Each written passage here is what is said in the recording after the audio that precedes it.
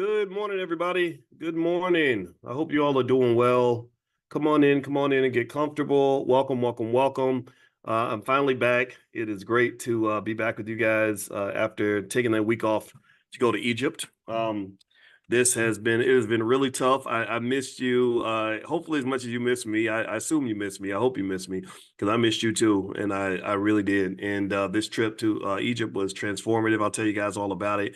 Just give me 1 second though. I want to send a quick text message out to everybody who is invited to Money in the Morning and let them know that we are now starting. So give me 1 second here. If you want to get on the text list, text the word morning to the number 87948, and I'll send you a wake up call. Text morning to 87948.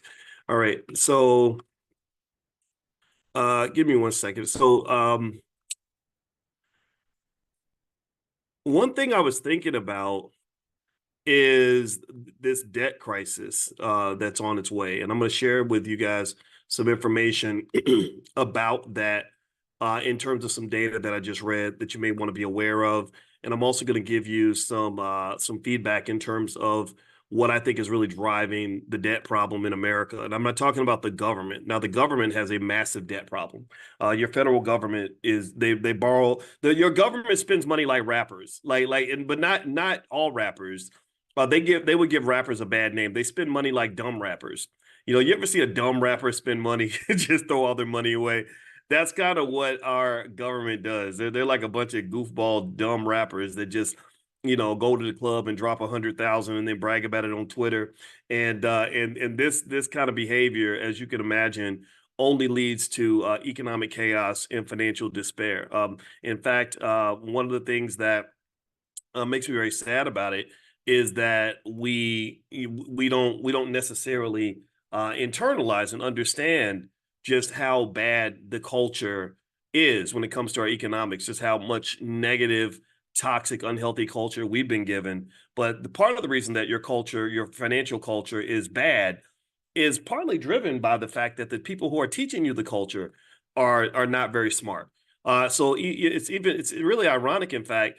BET, who it really, every year they do that goofy BET award, and they say this is the culture. We're doing this for the culture. This is the culture, and to do it for the culture. And I'm like, but if you look at Paramount Global, the company that owns BET, the parent company of BET, their economic culture is terrible. Their stock is garbage. Their company has been a complete train wreck for many, many years. So even the people that are feeding you the culture have a bad economic culture. Do you understand? So if the teacher don't know what they're doing, if the teacher is messed up, then the student's going to be messed up. So basically, one of the things that I was looking at this morning as I was on the treadmill, I always tell you guys my goal is to be in the 5 a.m. club.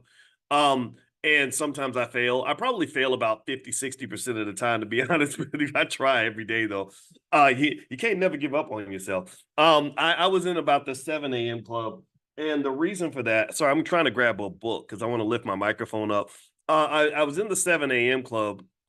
And the reason I was in the 7 a.m. club is because when you come back from a trip to Egypt, your schedule's all backward, right? So like last night, most people slept 6, 7, 8 hours. I probably slept 2, but in the afternoon, most people sleep just a couple hours in the afternoon. I slept like 7 hours on the airplane, so I'm just all backward and everything. So if you follow me on my Instagram is Dr. Boyce Finance, and I have a backup Dr. Boyce Money that you can follow. If you see me posting at weird hours, just know it's probably because I'm still in Egypt. Now, someone says, "What is on your shirt?" It says "Because we're black," and I made this shirt because I feel like. In fact, that's a good thing to bring up. I'm trying to grab a book to lift my microphone. So give me a second. I made this shirt because I feel like this, and tell me if you agree. Give me a yes if you agree with any of this. I feel like because we're black, we have to do things different. Because we're black, we can do things different. Give me a yes if you agree that being black means we have a uniqueness and a power that's unlike anybody else. And really, even more specifically, I think African Americans have a uniqueness and a power that our ancestors blessed us with because of what they went through. Tough experiences create tough people, and very few people around the world have gone through what we've gone through. Very few people. There's nobody else on the planet who can say that they survived the Middle Passage, where half the slaves died. Very few, no other people on the planet can say they survived the slave dungeons. If you've ever been to Ghana and seen the slave dungeons, it'll immediately make you so sad. I like you. It's the spirituality there is very deep. If you walk through that point of no return, things like that, you feel the energy of the slaves and how horrible they must have felt, knowing that they're never going to see their families again. Nobody else on earth can say they survived 100 years of Jim Crow. Give me a yes if you agree. And nobody else can say they survived the war on drugs, where they were putting crack cocaine in the black community. Literally, I mean, deliberately destroying families at the absolute highest levels. Give me a yes if you agree. Nobody else can say that they survived the Biden crime bill and mass incarceration, where it was a Hitler level suicidal, genocidal extermination of black families and black people and black men and black women. Give me a yes if you agree. And look at this, we still standing. We still shining. We still on top. We still, some of us are still winning. Some of us ain't winning. Some of us are struggling, and I understand why they're struggling. I mean, a lot of people will be struggling after that, but some of y'all winning. I was I went to Egypt this week with 50 intelligent black people, and a lot of them were winning. A lot of them have hundreds of thousands of dollars in their investment accounts. A lot of them have strong families. I remember Kendall and Karen Green. Their son is, I think all their children graduated from top institutions. I met a young sister who went to Cornell, and and there was a young lady who was finishing her master's degree that was on the trip, 23 years old, and just a lot of other people that are just doing really well. Paris Williams and her uncle Larry. Paris is a therapist. Her uncle Larry is a businessman in New York. So so there are some of us that are just really shining and just absolutely killing it. And I think that there's just this power that we have that I don't know if we acknowledge that power, right? I don't know if we see that power. I think that we kind of might talk about it, but we don't necessarily see it. I think sometimes it's tempting to see blackness or or African Americanness, which is a unique type of blackness. It's easy to see that as a liability or as a problem or as this undiagnosed, untreated trauma, which it is sometimes. But if you can overcome that, if you heal from that, you become like a great athlete who went through the hardest training imaginable. Like you've been through the toughest training ever. And if you imagine, if you watched the Olympics and you saw these great athletes, nobody makes it to the Olympics unless they train extremely hard, right? Every single athlete at the Olympics could probably tell you about training camps that they went to where they just broke down every muscle in their body, ran to the point of exhaustion. I remember Kobe Bryant, after he'd lost the championship and he was coming off the court, he's dripping with sweat. He played his butt off. He scored 40 points, but they still lost by 2. So it was a heartbreaking loss. He was really sad. He was really depressed. He was kind of broken. And they said, so what do you plan to do now? He said, same thing. I'm going back to the gym this summer. I'm going to work until the point of exhaustion. And the next year, Kobe came back and won a championship the following year. So every time you get broken down, that does make you stronger. When you go through those tough experiences, that's what creates tough people. And a lot of our children, unfortunately, haven't inherited that. A lot of our children are not tough people because we want to make everything easy. Right. A lot of our children don't have what we got. They ain't built like us from Gen X and before Gen X, the boomers and because we went through some stuff. We went through some trauma. And I mean, give me a guess if you've gone through this. We went through some hell. And the thing is that hell, as bad as it was and as unfortunate as it was, for some of you, your hell gave you the ability to go build your own heaven. Right. People who've been through hell, who can withstand hell, have the strength to create heaven on earth if they are focused enough to do so. But in order for that to happen, you have to heal. Just like that athlete that goes through that really tough training camp, they got to have some time where they actually heal, right? The Navy SEALs are the toughest soldiers on the planet, or the toughest soldiers in our military anyway.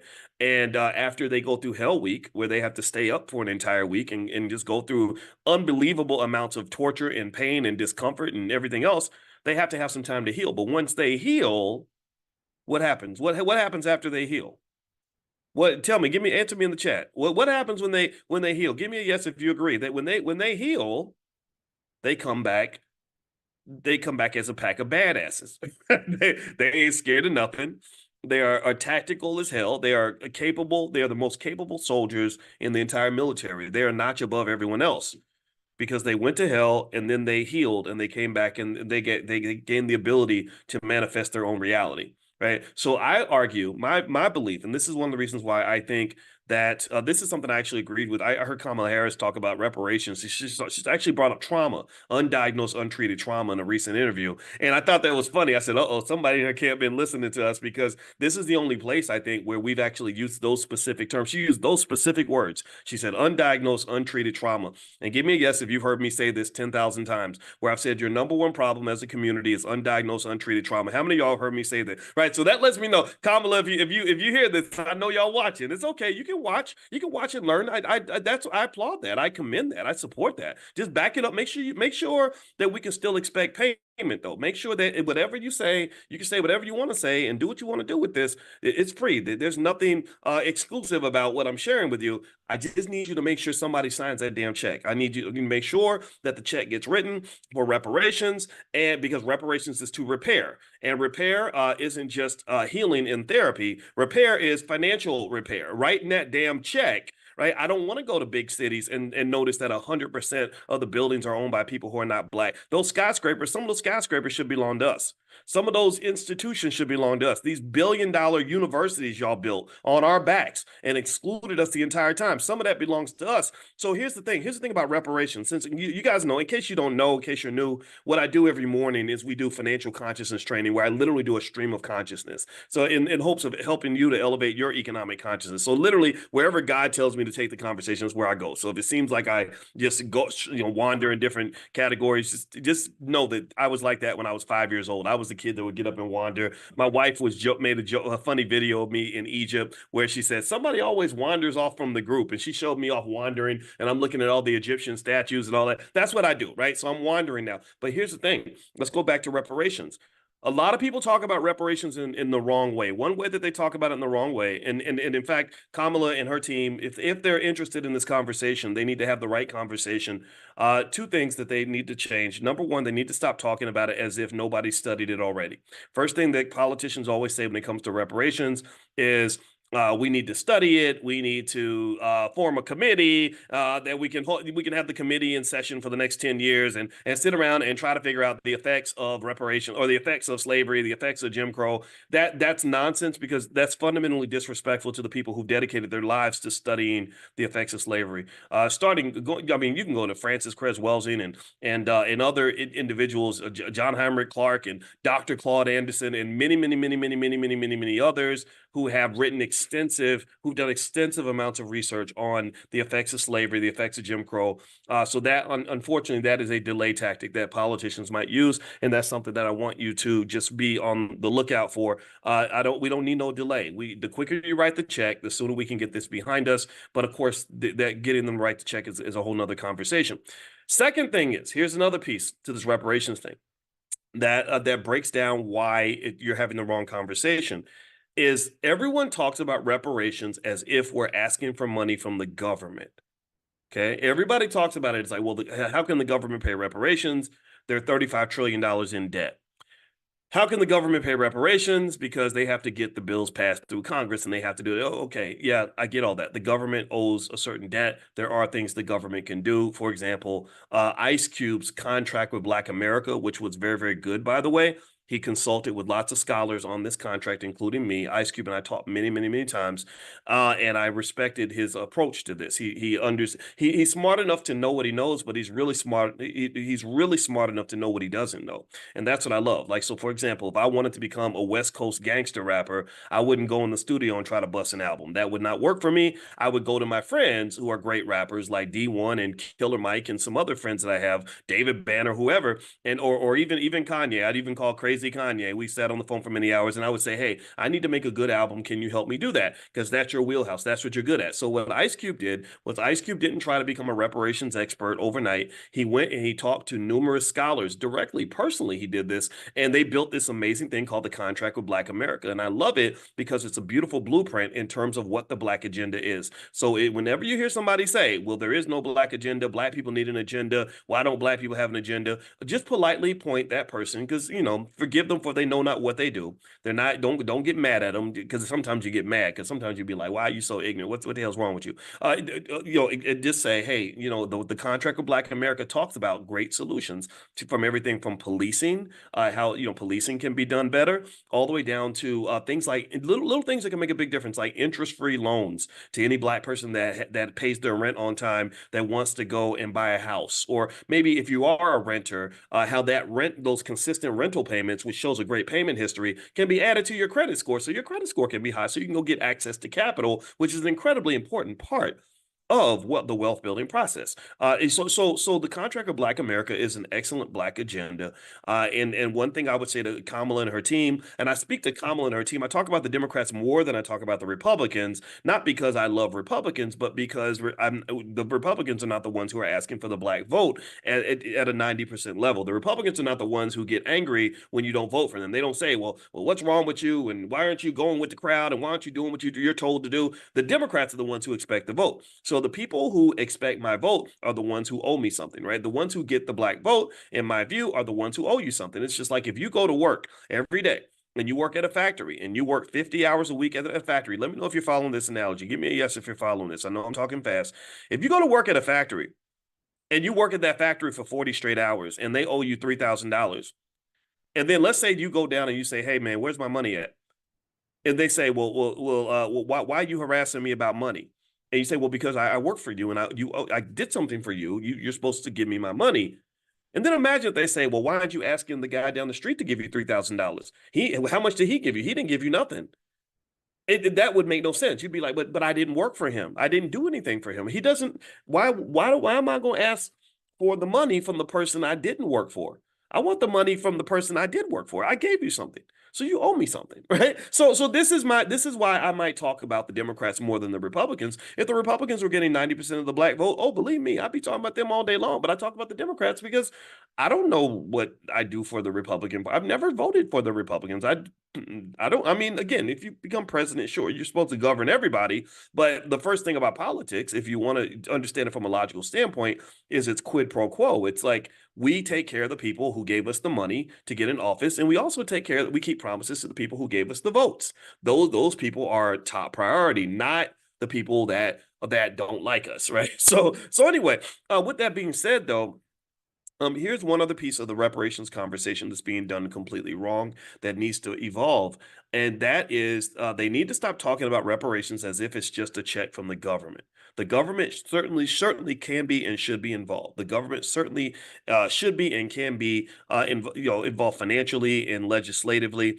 The government can do amazing things, just like they sent the $100 billion to Israel and Ukraine. You can ship $100 billion to the Black community. You can ship $100 billion to the people that have helped you, not the Ukrainians that don't even give a damn about you. The same way you've probably spent $150 billion or more on illegal immigrants who broke the law and broke into the country by sliding through a fence in the southern border. You can do the same thing for the people on the south side of Chicago or parts of Philadelphia and other communities who have been loyal to you, who've been consistently voting for you and supporting you for the last X number of years. Give me a yes if you agree. Give me a yes.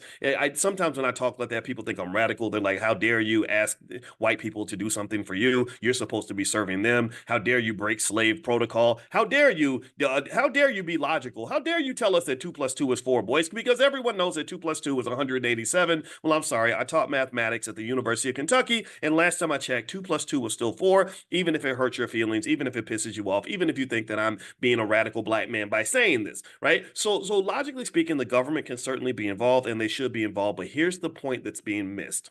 Okay. I want you guys to write this down and keep this in your memory because I need y'all to help make this point. Like, make it on Twitter, make it on Instagram, make it with your friends. This is the message that needs to be shared. The message is this: the government is not the only entity that should be writing the damn check.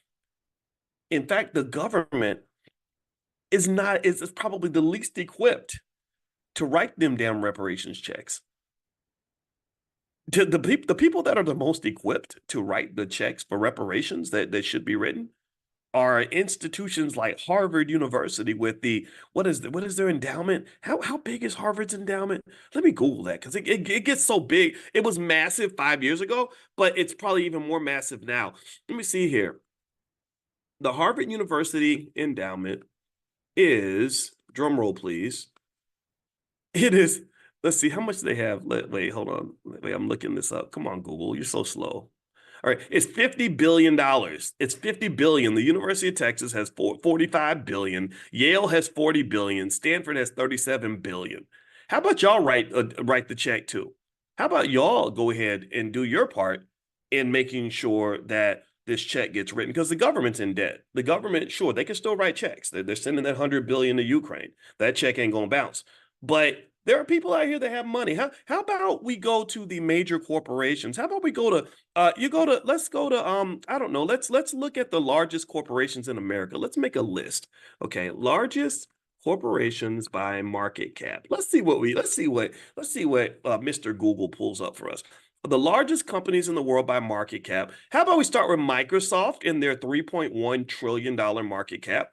I'll take some Microsoft stock as part of my reparations. How about that? Give me a yes if you'd be happy. Microsoft stock, what's it trading at about? Let's say 200 a share. I can't remember what it is. How many of y'all would be happy if you got maybe 1,000 shares of Microsoft stock as part of your reparations? A couple hundred grand. Would you be able to find something to do with that? How about some Nvidia stock? Oh, Nvidia's worth 2.88 trillion. I'll take some Nvidia stock. I'm like at a restaurant ordering from the menu. Like I'll take cheesecake and a cheeseburger and also a filet mignon and a milkshake to go with it. What about Apple? Apple's worth a couple of trillion. How about some Apple stock, right? And so my point is to say that it's not just the government that needs to pay the reparations, because if the government's paying it by itself, then that's a lot of money. That's the government's going to have a hard time with that, because the government's kind of been milked. Honestly, the robber baron era has reemerged. Just so y'all know, this started in the 1970s. The United States was a much fairer country in the 1960s for economic reasons, right?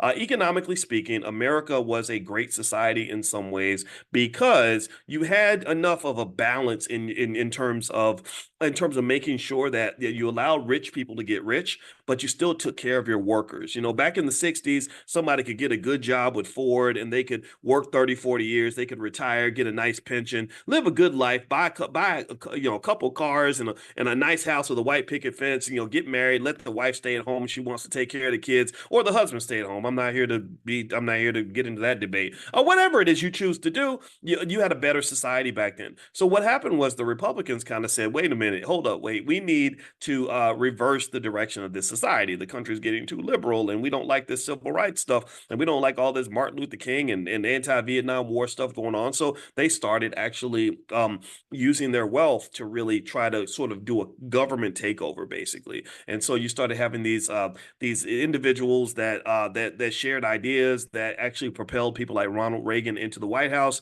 and Reagan sort of reversed the direction of the country, where we decided in the 1980s that greed is good, and then they started chopping taxes quite a bit. And in fact, when Reagan almost got assassinated, when somebody tried to assassinate him, that was when he had a lot of popularity and he was able to get a lot of tax cuts passed. And he pursued this goofy idea called trickle down economics, where basically they said if we make rich people richer, they're going to trickle the money down to poor people. But apparently Ronald Reagan never took an economics class, because nobody in their right mind thinks that rich people get rich by giving their money away. Rich people don't get wealthy by letting their money trickle out of their pockets.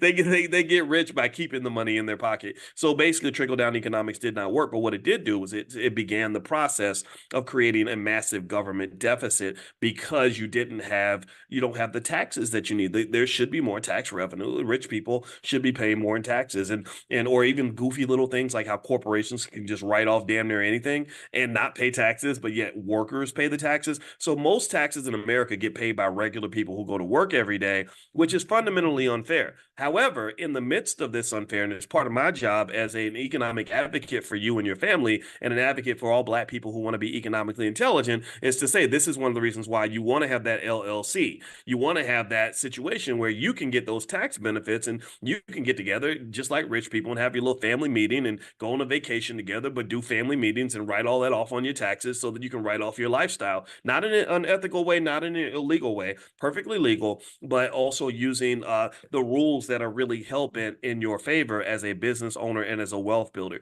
So let me know if you understand what I'm saying when I tell you that we believe some fundamental things in the Black Business School Number one, we believe that every black child should learn how to start a business before the age of 12.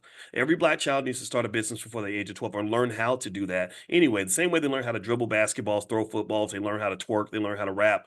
How about they also learn how to start a business? Because they ain't gonna make no money twerking. Twerking don't pay, except unless you're Cardi B. Rapping don't. 99% of all rappers never make a nickel rapping. And then the ones that do, they get shot or something, and then all your money's gone because you're dead. And then most of those little boys at basketball camp ain't never gonna make a nickel playing basketball. They're gonna get life lessons. Like playing sports taught me a lot about life. I love sports. I'm an athlete. I did all the sports, but never have I made a nickel. I mean, even though in my head I want to believe like everybody can identify as what they want to identify, like a boy can identify as a girl. I identify as a 6'5", very handsome black man, a 6'5" manifestation of Denzel Washington. So not only am I incredibly handsome, but I'm incredibly tall, and I'm also going to be signing a $100 million NBA contract next season. But then some people will say that's a fantasy. I say they're a bunch of liars, and they're just trying to be mean and they're bullying me because that's what I identify as, and I can be whatever I identify as. However, if that does not work for you, then I would say to you that perhaps all that energy that we're putting into these other things that don't have economic benefits, some of that energy can also be applied to things that are going to help us to be financially secure and have access to financial peace and access to freedom and all these other things that we fantasize about, but aren't necessarily equipped and trained to pursue. Okay. So every black child should learn how to start a business before the age of 12. Give me a yes if you agree with that. Every black child should have somebody buying shares of stock for them on the day that they're born. I talked to a young black man yesterday who was the night manager of the hotel I'm staying in. My wife and I are in New York for one night. It's on our way back to Chicago. We just went to Egypt, and the brother came up to me and he was very nice to me. He offered me some coffee and we started talking. He said, "I follow you." I said, "Great. What's your name?" He said his name was Roland. He was from Guyana. He was very intelligent, and I invited him to come to class. Maybe Roland, if you're in here, say something in the chat. And one thing I told him was, I said, do you have any? I said, "How old are you?" He said, "I'm 34." I said, "Do you have any kids?" He said, "Not yet." I said, "Well, I think you should have children. I hope that you do. If that's your plan, I encourage you to not let time get wasted because a lot of us waste time." And I said, but also, I said, one thing that you also should know is that if you are an economic visionary, if you are an investor, you have to have economic consciousness. And I said, economic consciousness means that you can't just see what you see what's not seen, right? You can't just see what's in front of you. You see what's coming down the pike, right? You don't just see what is, you see what could be. I said, so let me ask you this. Are you going to have kids? He said, yes. I said, okay, so your son or your daughter or your children, let's say that they're negative 5 years old. Right. So you're 34. Let's say you have your first child at 38 or 39. So your child is negative 5 years old. So that means that in 30 years, that child is going to be 25 years old. So I said, now the biggest thing in finance, the biggest wealth builder in the history of the world is actually time. When I would do mathematical equations in my doctoral program to analyze how much money grows over time and compound interest and all that, the biggest variable was always time. So, in the community, it's not that we waste our money. Wasting our money is a fraction of the reason that our wealth doesn't grow. But the biggest thing that we waste is time. So I said, look, don't waste time. I said, right now, invest for yourself, build your wealth. He's going to Invest Best. I said, yeah, I'm going to pop in there too because I got to go down for a couple other things. The Black Business League, Ken Harris is having his convention. I'm speaking there. The Revolt is doing something, and I got invited to participate on that. So I said, okay, sure, why not? And so I figured, why don't I stop into Invest Best? So I'm gonna stop in because I respect what those guys are doing. I love the energy behind it. I think it's exactly what we need. And I said, so when you're doing all this stuff and you're investing, you're buying real estate, all that you're building a capital base. That capital base is like a car. It's something that you can use while you're young. You can live your life and do your thing and have fun and live your best life with this wealth. But you must preserve it and you must protect it, just like you preserve and you protect a car. Just like you take your car to get tune-ups and oil changes and all that, you have to preserve your wealth. Why? Well, because at some point when your unborn son, who's negative 5 years old, is 25 years old, he's going to wake up one day and say, "Dad, I need money." He's going to say, "Dad, damn, these white people, they're mean to me because I'm black."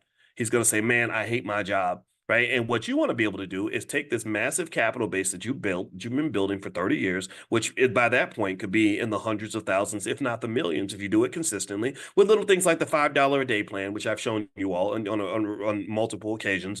And so then you can transfer that to him. And then next thing you know, your son is free. Next thing you know, your son can live his best life. Your son doesn't have to sell himself into slavery. I said that young black people that don't have an economic base, that don't have a capital base, where nobody invested for them. They pretty much have to sell themselves into slavery. That's where you're looking for somebody that's going to help you pay bills in exchange for you giving them 40 hours a week of your life. 40 hours a week is a lot of time. You can do a lot of stuff in 40 hours. You could you could teach your kids, you could spend time with your parents before they get old. You could go to the gym. You could live a great life, but you can't because you have to go to work 40 hours a week. Well, why is that? Well, because nobody thought about you in advance. There was nobody in the family that had enough economic consciousness. Maybe they weren't trained. I'm not blaming them because again, the conversations I'm having with you, I guarantee you've never had these conversations with anybody else because these are conversations that I'm equipped to have as a finance professor because I've been obsessing about these topics for 30 years. So what I'm saying to you is that what I said to him is I said, okay, invest consistently now, invest with deliberation, be as aggressive with your wealth building as you are with everything else. I looked at some of his assets. I said, okay, this crypto, okay, we're not gonna put a lot of our money into stuff like this. We're gonna go for some solid companies. We're gonna go for some of the big corporate, the Walmarts and whatever it is, some of these big corporations that are gonna grow and make money. And in fact, actually, now that reminds me, I've compiled a list of 10 of the best stocks for beginners that I can share with you guys. I'll text it out to you all next Friday. Make sure to get it. Make sure you're on the text list. If you're not on the text list for this class, to get an invitation to Money in the Morning, text the word morning to the number 87948. Text morning to 87948, and I'll send you all this list that I made. It's a list of the top 10 stocks for beginners that I think is a great place to begin because I know a lot of you are afraid to invest. A lot of you are, and don't worry about the cost of the stocks, Darlene, because there's something called, oh gosh, not partial investing. Why am I losing my words right now? It's somebody put it in the chat because I'm trying to find the right word. It's fractional shares. Thank you, Natasha. I was like, why can't I find the word? Fractional shares. So you can buy $5 of Nvidia. You can buy $5 of Microsoft. You can buy $10 of Apple. So never ever think that the price of the stock is the price you have to pay because that is not true. Okay. You can buy fractional shares. Okay. So don't ever think that, don't say, well, that stock is $300. I can't afford that. That's not true. Okay. So anyway, there's that link. I put that link in the chat if you guys can see it in the Zoom. And so feel free to take a look at that. And also, if you didn't see it for whatever reason, just text the word morning to the number 87948 and I'll send that to you. And you can take a look at that. Maybe that's a good place to get started. So long story short, talking to this black man, and I hope he doesn't mind me sharing his story. It made me think about things that I wanted to share with you guys that like literally if he starts now and just doing basic things, tiny things, like puts as much energy into investing for the family as he puts into whatever else he's doing in his life, as much work as he puts into going to his job every day, the work you put into paying your cell phone bill every month, the work you put into paying your car note every month. Well, you know what? He's going to have plenty of wealth to pass his children. And the thing is that that's very serious for black people. It's more serious for black people than it is for white people, not because I dislike white people. If you're white, don't get scared. But the reality is that being black is hard. It's harder to be black than it is to be white in a lot of contexts. The economic system is not as welcoming to African Americans as it is to anybody else. Even when we talked about politics, I've been very honest and said, I don't have anything against Kamala Harris or Donald Trump or anybody, but Kamala is black in a certain context. If Kamala was an African American woman, African American, not just black, African American woman married to an African American man, I don't believe that she would be considered for the presidency because America has a unique relationship with African Americans. I think that we have a special type of hatred that is thrust upon us. We have a certain type of fear that they have with us. And to some extent, some of us look at us almost like the untouchables. We're kind of, in India where you have the untouchables, they're just the people that are like, don't go around those people, because they do this and they do that. And if you want to see what I'm talking about, look at the stereotypes, the racial stereotypes that get pushed around the world about us. The best stereotype we have is that we're great athletes. We can run fast and we can jump high, and people love to see that. They love it when a black person shows up as an athlete. Shout out to LeBron James and Noah Lyles and Simone Biles and all these black people that did amazing things. That's the best that we have. But if you're not an Olympic level athlete, if you're not 6'8", 240 pounds like LeBron or just this extremely extraordinary athlete like Simone Biles, then you're kind of stuck, because then at that point your only options for acceptance might be it to be, a twerking rapper, right? All the rappers, they get up on stage and they twerk and they call themselves the N-word and all that, and there's acceptance for that. And then the third area, especially for black men, is if you are a comedian. If you're a comedian, and like Kevin Hart or the other guys that were there, if you remember at the Olympics, they paid lots of money to Kevin Hart, Snoop Dogg, and the other guy who's not funny at all, the big chubby guy on the SNL, Keenan something. Those three got lots of money to basically make people laugh. Right. If they showed up and said, as black men, we want to make a statement on behalf of the black community, and we want to argue that politicians need to help us pursue wealth for the black community, they would have been booted off that stage immediately. Give me a yes if you agree. If Kenan Thomas had showed up and said, I'm tired of playing around with y'all. I'm tired of being your clown. I'm tired of making jokes, because what's happening in our community is very serious, and it's very important that we make a serious stance. So Kevin and I, we're not going to make a single joke. We're going to look at you with an angry black male face, and we're going to tell you right now what we demand. They would have been taken off the air. If Snoop Dogg isn't showing up smiling and chubbing it up, and he does a little sea walk for him, like dance for us, dance, nothing wrong with the crip walk, whatever. It's great. It's a cool dance, but literally that's kind of what he's the jolly old man. That's what he's kind of become, and everyone loves the jolly old man version of Snoop Dogg, but I don't think they'd be ready for a more serious version that was really advocating on behalf of the black community in the way his friend Ice Cube was. Like I didn't ask Ice Cube about this, but I'd be curious to know how he feels if he would personally do exactly what Snoop is doing. Like I wonder, but the smart thing is that these guys don't air their differences in public, and that's why they've maintained a very profitable alliance and allegiance to each other, and I respect that immensely. Shout out to all my friends on the West Coast. All right, so with that being said, let me jump into a couple other things really quickly. One thing I wanted to mention too is this trip to Egypt, and some of you that were on the trip are actually in this class right now. I just want to say I had just, and when I tell you that this trip was just transformative. I cannot put into words um how much I just implore you to consider traveling to Africa. That's all I'm going to say on that is, if you haven't done it, I don't think you know what you're missing. There's something that happens when we leave the country where it's almost like you can breathe easier.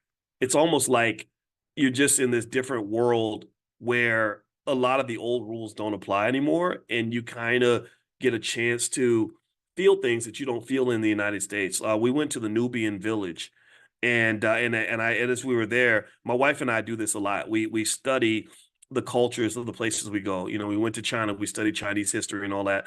And in the Nubian village, so we learn about all the Nubian kings and just the history of Nubia and Aswan and stuff like that. And I saw the beautiful Nubian children and all that stuff, and it was just really amazing. It was an experience that I would encourage anybody to try to have if you can.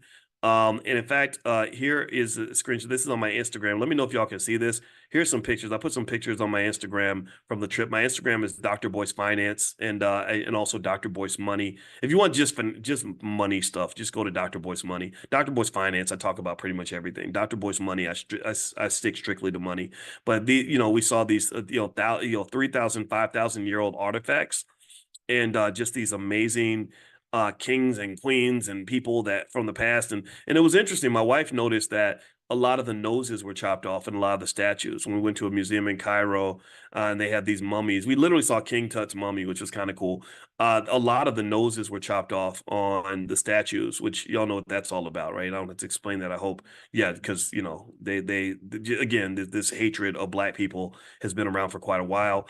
And it was just an awesome experience. It was really something that and every single image I'm showing you is like 4 or 5 thousand years old. Like I'm talking about like 2,000 years before Jesus kind of thing, right? Which is just unfathomably um old and ancient and everything else.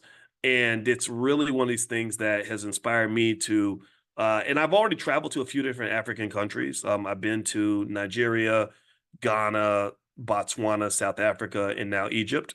But I can guarantee you right now, I'm probably going to go to another 15 African countries in the next 3 or 4 years. Like this is something that I'm going to do. In fact, I'm going to reach out to our travel partner, Jay Cameron.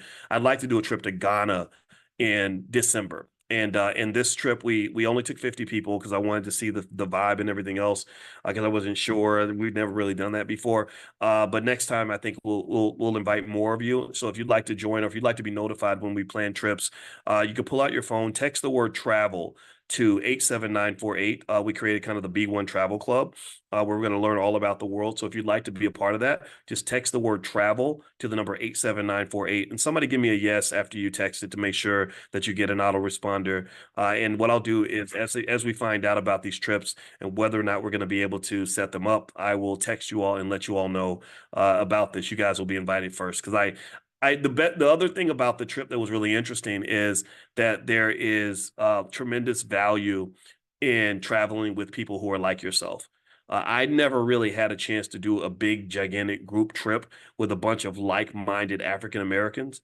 And that made a massive difference. Like I remember one couple, Brian and Cookie. I don't have their last name in my head, but Brian and Cookie. Brian had been a firefighter for 20 something years or 30 years, I think. And his wife Cookie was this amazing lady. And I remember talking to them and just talking to everybody. I mean, all the people on the trip.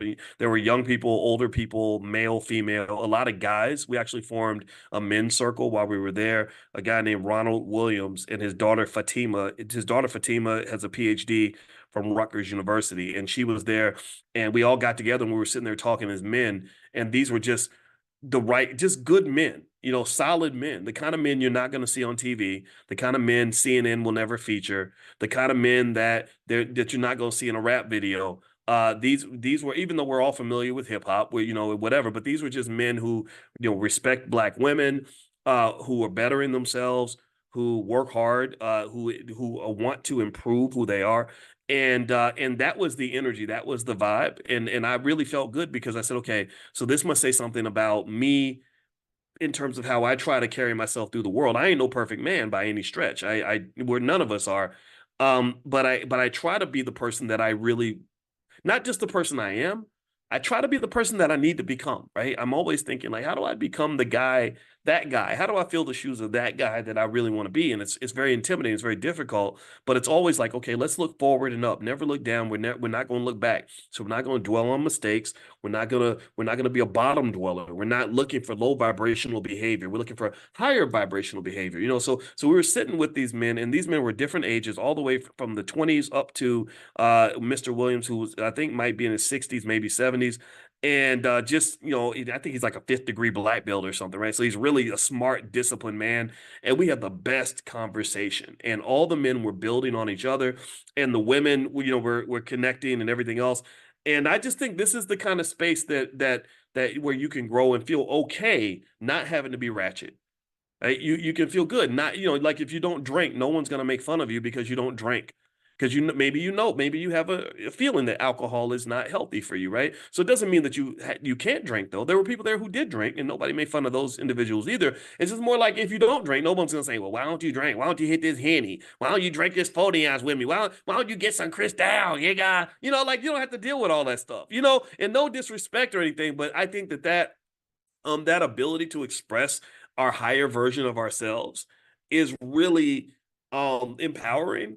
And so I was learning from everybody I was talking to, and the backgrounds. One brother brought his daughter with him, and his daughter was, I think, 23, and the father was in his 50s. Greg Williams brought his daughter, Jessica, and Jessica was finishing a master's degree in social work. So she and my wife got along really well, and my wife mentored her and explained social work, and you can make great business alliances as well, because once you get there and you get in the space. I talked to one sister who's doing some stuff that's multi-million dollar kinds of stuff. And we just started talking, and you form partnerships and connections, and you can work, just good people, right? So long story short, I would encourage you, if you travel with a group of people that are like-minded, and it will enhance the experience so much. When I think about the trip to Egypt, I realized it wasn't just the experience of being in Egypt, which was amazing in itself. It was the people that I was with, and it was also the people of Egypt as well. The people of Egypt, the culture, it was like a breath of fresh air. I talked to some of the men about family and connection, and just to hear them say, you know, hey, if you're my brother, I am my brother's keeper. If you come in my neighborhood, I'm responsible for you. The way they would talk about family and the women and their children and things like that, like these ideas. When I'm going out on the internet, I'm talking to guys who want to sit around and talk about how much they hate black women, or how much, you know, raising kids is a pain in the ass, and they want to just go and pleasure seek their whole life. It makes me sad. It's like, damn, like, am I weird? Am I a weirdo because I love my wife? Like is that y'all are really making fun of me because I really am trying to be a better man? Like, is that it's crazy. This is the and this really takes me back to the poison that's been sort of sprinkled on us when they disrupt us and destroy our culture. This is what they've made us into. They've made us into a fraction of who we're supposed to be. They've made us into a shadow of our true selves. You know, who you are, who we've been to this point isn't really who we are by any stretch. Who you might have been to this point is just the version of yourself that you've come to accept based on society's peer pressure or what society told you that you were. So I would encourage you, and this is a consciousness exercise, you know, find that higher level version of you. Find that version of you that wants to be physically and mentally healthy, that wants to heal. Find that version of you that wants to get up and do a little exercise every day and eat better food. Right? Find that version of you that wants to read books instead of just watch TV. Find that version of you that wants to connect and collaborate as opposed to, you know, fight and compete. I'm tired of fighting all the time. I don't want to fight other black people all the time. I don't want to compete for supremacy and dominance and, you know, chest thump with other black men. I want to give that brother a hug and say, hey man, how do we help each other out? I'm proud of you. I love you. Congratulations, man. That's what I like. I like that energy. Right? Because my competitive energy is saved for my enemies. It's saved for the people that do not want the best for me. It's saved for the people seeking to oppress me. I'm not trying to be competitive with another man who looks just like me. That don't work. That doesn't. No community can succeed if everybody in the community is fighting and competing with each other. There's no football team that can win a game where the wide receiver is fighting the quarterback. That cannot happen. So you got to know the difference between who you collaborate with and who you're competing with. Yes, competition is real. I am a competitor. I will compete all day, but I ain't competing with you. I'm competing with them because they not like us, right? I'm competing with my enemies way over there. My enemy is not the person sitting next to me. It's not my wife. It's not my kids. It's not another black man. It's way over there. I'm launching missiles way over there because we are in a battle. We are in a war. I do believe that. I do believe that we are in a competition. I think we're in an economic battle. We're in a spiritual competition. We're in a competition. We're fighting for our lives because there are people who benefit from taking things from us and harming us in a significant way. And that's who I'm competing with. But I'm not, I just don't want to compete. I didn't want to compete with any. There was not one single black man on that cruise where I wanted to compete with him, or on that trip. We did take a cruise. We went down the Nile. It was very nice, by the way. It's really classy stuff. Jay Cameron organized the trip, and he's just an awesome dude. And again, Jay is a great guy, and there's not one bone in my body that said I want to compete with this man. It's like, wow, he's a great man. I want to hang out with him. He would make a great teammate. Right? So anyway, long story short, if you want to get notified when we make travel plans or have any other trips that we want to put together, just text the word travel. Write this down. Or somebody type in the chat so everybody can see it. Text the word travel to the number 87948. If you text travel to 87948, I'll let you know. I'd like to go to Ghana in December. But there are other trips. I know I mentioned I wanted to do something in South Africa and stuff like that. And the cool thing is that Jay Cameron and his group, they like to travel a lot. And so we're partnering with them. And so we can do this all the time. I think that what you will find is that when you're connecting more and more to different countries in Africa, I guarantee you're going to see America so different every time you go. Even on this trip, I mean, I've been traveling my whole life. I've traveled. I've literally for the last 20 years or so been hopping on an airplane almost every week, going everywhere, all throughout the country, all throughout the world. And but I can tell you this trip to Egypt, like you're not talking to the same Boyce that you were talking to 2 weeks ago. I guarantee you that much. All right. So anyway, with that being said, um, There's more I wanted to hit on, and I'll hit on this quickly, but actually I want to go into this in more detail. But we've done 49 minutes, and so I don't want to keep going on forever. But I also want to remind you, if you want to get notified when we do Money in the Morning and come into the private Zoom where you can put your comments right here in the chat, just text the word morning, MORNING, to 87948. Also, if you text morning to 87948, next Friday, I will send you all a list of the 10 best stocks for beginners. So if you're a beginning investor and you don't know what to do, these are 10 companies that are pretty safe. And then really with investing, you want to start with safe stuff. You don't want to go chasing crazy cryptos or invest in your cousin's liquor store or buying, or putting money into your friend's blessing loom and all that. That's the type of stuff that causes you to lose money. And I'm more on the conservative side when it comes to investing. The biggest rule of wealth building, one of the biggest rules is capital preservation. Capital must be preserved. And I actually talk about that in my book, The 10 Commandments of Black Economic Power, which you can get a copy of the book at drboycebooks.com. That's our Black Wealth bookstore. So feel free to go to drboycebooks.com. So let me give you a couple of stats that I saw this morning while I was on the treadmill that I wanted to share with you that really, in my opinion, were just an alarm bell of where the country is going in terms of debt levels. And so what I remember seeing is that basically consumer credit card debt is going way, way up. A lot of people are digging into their HELOCs in order to finance their lifestyle. So basically, they found HELOCs are home equity lines of credit, and so effectively, what they found is that a lot of car loan debt is continuously going up. I think it went up over $109 billion or something like that this last quarter. Credit card debt's going higher. Delinquencies have remained pretty flat, but they've had a kind of an upward trend, which means that not only are people sort of taking on more debt, but they're also having problems repaying the debt and paying the interest on the debt. And so this feeds into what you saw last week in terms of the stock market kind of really having a big, big, big correction. I don't think it's anything to be alarmed about, though, right? So don't take this as a reason to be afraid. Fear is a wealth killer. So don't let fear drive your decision making. But I just wanted to mention that, and also just sort of say that this also speaks to that bad economic culture that I was referring to, where Americans are pretty much trained to be addicted to consumption at an early age. And so as a result, 70% of America's economic growth is driven by one variable, and that is consumer spending.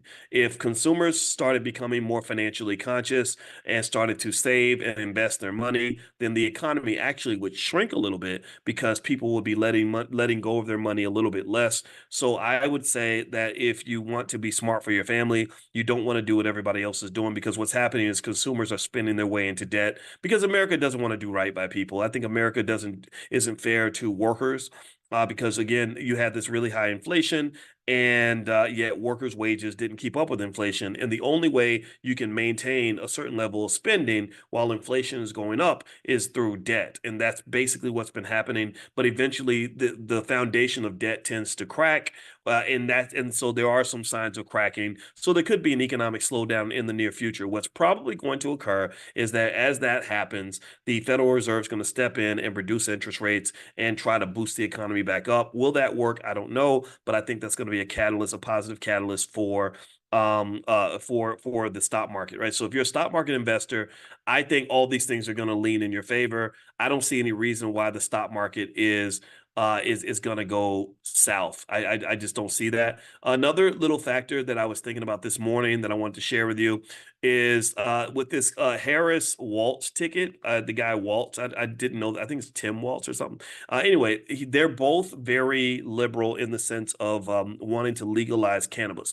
And if you recall, a few months ago, I gave you all a list of what I call canna stocks, which are some stocks that are going to benefit if the price or sorry, if cannabis is legalized.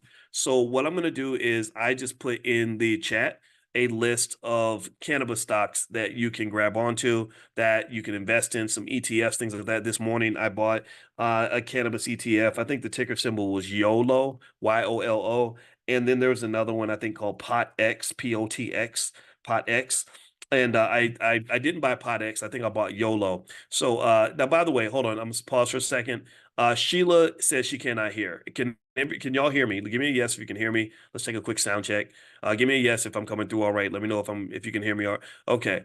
Okay, so I'm seeing a lot of yeses. Thank you, Elizabeth and Taquana and Sharif and Olivia and Rhonda and April. All right, so I'm sorry, Sheila. So I wish I could tell you that it's on your end, but Sheila can't hear me, so I don't. Maybe y'all can just send, if y'all could text Sheila a little message, let her know to turn her computer up. But anyway, so that's the list that you guys can take a look at, and I'll also text that out to you guys.